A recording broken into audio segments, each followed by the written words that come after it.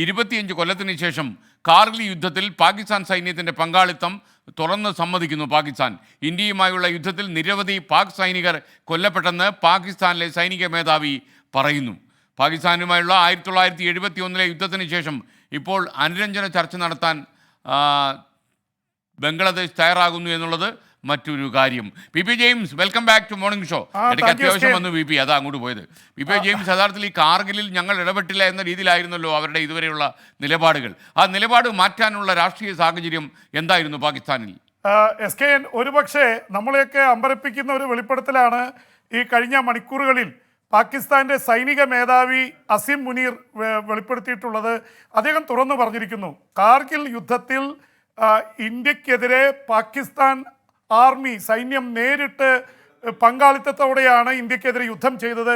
ഇതുവരെ അവർ പറഞ്ഞുകൊണ്ടിരുന്നത് അവിടെ മുജാഹിദീനുകളായിട്ടുള്ള പാകിസ്ഥാനിലെ ചില ഫ്രീഡം ഫൈറ്റേഴ്സ് ആണ് ഫൈറ്റ് നടത്തിയത്, സൈന്യത്തിനോ സർക്കാരിനോ ഒരു പങ്കുമില്ല എന്നുള്ള തരത്തിലാണ് പറഞ്ഞത്. SKN ഓർക്കുന്നുണ്ടാവും, 1999 ഒരുപക്ഷെ ഇന്ത്യയെ അമ്പരപ്പിച്ചുകൊണ്ടാണ് ഈ മഞ്ഞുകാലത്ത് ഒഴിഞ്ഞുകിടക്കുന്ന പ്രദേശത്ത് ഏറ്റവും ഉയരത്തിലുള്ള മലനിരകളിൽ, കാർഗിൽ മേഖലയിലെ മലനിരകളിൽ പാകിസ്ഥാൻ്റെ സൈന്യം നുഴഞ്ഞു കയറിയത്.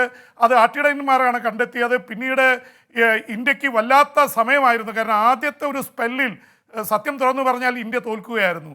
കാരണം ഇന്ത്യക്ക് താഴെ നിന്ന് മുകളിലോട്ട് പോകണമായിരുന്നു. ലഫ്റ്റനന്റ് ജനറൽ അടക്കമുള്ള നമ്മുടെ ഒരുപാട് മലയാളി ആൾക്കാരായിട്ടുള്ള ആൾക്കാർ പറഞ്ഞിട്ടുണ്ട്, ഇന്ത്യയെ സംബന്ധിച്ചിടത്തോളം വലിയ ചലഞ്ചാണ് നേരിട്ടുകൊണ്ടിരിക്കുന്നത്. ഒരുപാട് മൃതശരീരങ്ങൾ കേരളത്തിലേക്ക് വരും. ഒരുപക്ഷെ ഒരുപാട് പേരുടെ സൈനികർ കൊല്ലപ്പെട്ടൊരു യുദ്ധമാണ് ഈ മലയാളി സൈനികർ അടക്കം. അതിന് പ്രധാനപ്പെട്ടുള്ള കാരണം ഇന്ത്യ മുകളിലേക്ക് കയറുകയും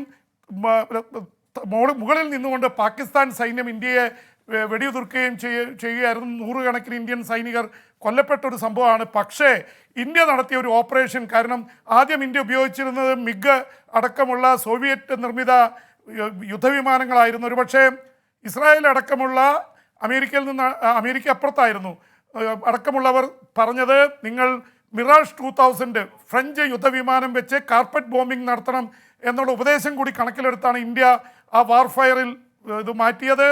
എന്ന് മാത്രമല്ല, കാർഗിലിൻ്റെ ടോപ്പിൽ പോയി അവരുടെ ബങ്കറുകൾക്ക് നേരെ വലിയ രീതിയിലുള്ള അറ്റാക്ക് നടത്തിയാണ് യുദ്ധത്തിൻ്റെ ഗെയിം ചേഞ്ചറായിട്ട് മാറുകയും പാകിസ്ഥാൻ അടിയറവ് പറയുന്ന അവസ്ഥയിലെത്തിയതും. പാകിസ്ഥാൻ ആ യുദ്ധത്തിൽ, കാർഗിൽ യുദ്ധത്തിൽ അവർ തന്ത്രപരമാണ് കയറി വന്നതെങ്കിലും അവർക്ക് തോൽക്കേണ്ടി വന്നു. പാകിസ്ഥാൻ 48-ൽ, 1965-ൽ, 71-ൽ തോറ്റുപോയി എന്നുള്ളത് സമ്മതിച്ചുകൊണ്ട് തന്നെ പാകിസ്ഥാൻ്റെ സൈനിക മേധാവി പറഞ്ഞത്, കാർഗിൽ യുദ്ധത്തിൽ പാക് സൈന്യം പങ്കെടുത്തിരുന്നു, സൈന്യം തന്നെയാണ് നുഴഞ്ഞു കയറുന്നതിന് നേതൃത്വം നൽകിയത് എന്ന് തുറന്ന് സമ്മതിച്ചുകൊണ്ടുള്ള വെളിപ്പെടുത്തലാണ് വന്നിരിക്കുന്നത്.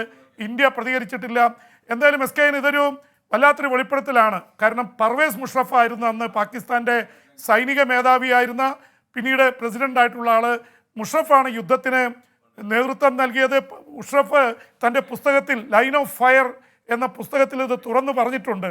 പക്ഷെ അദ്ദേഹം അധികാര സ്ഥാനത്ത് നിന്ന് മാറി നിന്ന ശേഷമാണ് അദ്ദേഹം ഇത് തുറന്നു പറഞ്ഞത്. എന്തായാലും പാകിസ്ഥാനെ സംബന്ധിച്ചിടത്തോളം ഇന്ത്യയുമായിട്ടുള്ള പ്രശ്നങ്ങൾ അതീവ രൂക്ഷമായി തുടരുമ്പോൾ തന്നെ വേറൊരു സംഭവവാസങ്ങൾ ഉണ്ടായിരിക്കുന്ന SKN, ബംഗ്ലാദേശ് പാകിസ്ഥാനുമായി അനുരഞ്ജന ശ്രമം നടത്തുന്നു. അത് അത്ര സുഖകരമായ വാർത്തയല്ല ഇന്ത്യക്ക്. 1971 ഡിസംബർ 3 മുതൽ 16 വരെ 13 ദിവസം കൊണ്ട് പാകിസ്ഥാനെ തോൽപ്പിച്ച് ബംഗ്ലാദേശിന് സ്വാതന്ത്ര്യം നേടിക്കൊടുത്ത ഇന്ത്യയാണ്. ഇന്ദിരാഗാന്ധിയായിരുന്നു അന്ന് നേതൃത്വം നൽകിയത്. ഇന്ന് 53 വർഷത്തിന് ശേഷം ബംഗ്ലാദേശ് പാകിസ്ഥാനുമായിട്ട് രമ്യതയിലെത്തുന്നു. പ്രത്യേകിച്ച് ഷെയ്ഖ് ഹസീന പുറത്താവുകയും ഇന്ത്യയിലേക്ക് അഭയം തേടുകയും ചെയ്ത അവസ്ഥയിൽ ഇന്ത്യയോട് അല്പം നീരസത്തിലാണ് ബംഗ്ലാദേശ്. ആ സമയം നോക്കി പാകിസ്ഥാനുമായി അടുക്കാൻ ശ്രമിക്കുന്നു എന്ന വാർത്ത കൂടി ഇതോടൊപ്പം വരുന്നു. SKN. Thank you P James. ഇനി വിദേശ വാർത്ത നാളെ ഇപ്പോൾ